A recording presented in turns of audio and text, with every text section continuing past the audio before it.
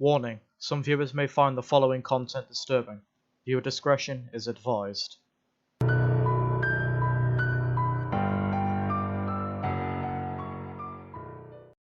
It's been a week since I last updated you, and 6 days since my cousin Jake called, telling me he was heading to Treasure's Island. Today I figured I should have headed to his house and asked him how the expedition went. However, when I arrived there, he was dead. He shot himself with a shotgun, leaving a suicide note. It read that after seeing the little girl, he was haunted by nightmares that he couldn't handle. The police came by and took his body away. I then proceeded to process what the hell just happened. I mean, my cousin just shot himself because of what he saw.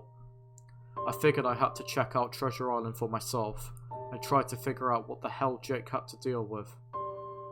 Upon closer inspection of the suicide note, I found that on the back of it, he gave the location of the island. It was meant for the police, but I snagged it before they could confiscate it.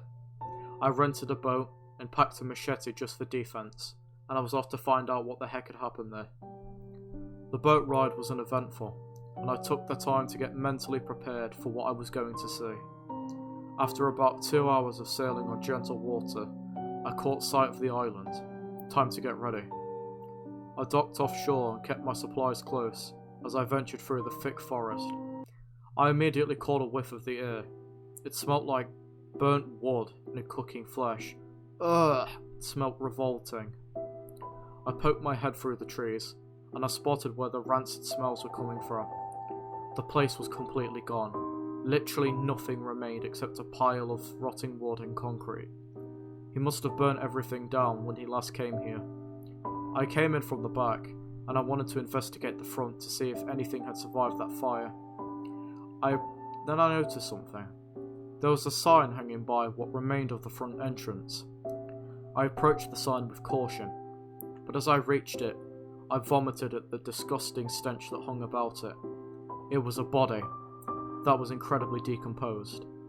Was this that little girl that Jake was talking about? Before I could process what the hell I was seeing, I was hit in the back of the head by something. And as I started to lose consciousness, I saw two things staring at me with sick and satisfied grins. I weakly awoke to find myself restrained in place by rope, and I saw that my surroundings were both dark and dank. The room reeked of rotting flesh, which I soon discovered to belong to 5 bodies, all wearing robes with a red pattern going in a star shape. I recognised those robes. It was the court of Mickey. They are back. I thought Mick had killed them all in his rage last week. I guess there were more court members after all. The two who had knocked me out noticed I had come to consciousness, and they approached me with a look of pure anger printed on their faces. They knelt to me in the eye. They had knelt to face me in the eye. "You're the one who got away, but now you will join us," one of the court members said. They must have known about the time at River Country. They removed the hoods on their robes, and what I saw made me feel petrified. Hidden under the cloaks were blank and empty faces. One was coloured in red, and the other was coloured in green. "Your cousin killed our friends, and now we are here to replace the fallen," the red figure said. The green figure's back twisted and snapped. It was crawling on all fours as it left the room to retrieve something. When the thing returned, the blood in my skin immediately turned to ice. It was tightly clutching an old and blood-stained pickaxe. No doubt about it, it wanted to murder me. I tried to fumble with the rope, but it wouldn't budge. I was firmly in their control as they moved closer to me. The green thing then took a swing at me with the pickaxe. Luckily, it only scraped the metal behind me, but the second blow struck my back. All I felt was pure agony as I heard the flesh tear as it brought the pickaxe out of my flesh. However, the thing didn't see that the restraints were now torn slightly. Gathering up all of my energy, I fumbled and successfully freed myself from the bindings. Sadly, the thing had hit yet another blow on my leg, and it tore a massive gash. I then fell to the floor. The red humanoid stood over me like the devil as it was going to claim another victim.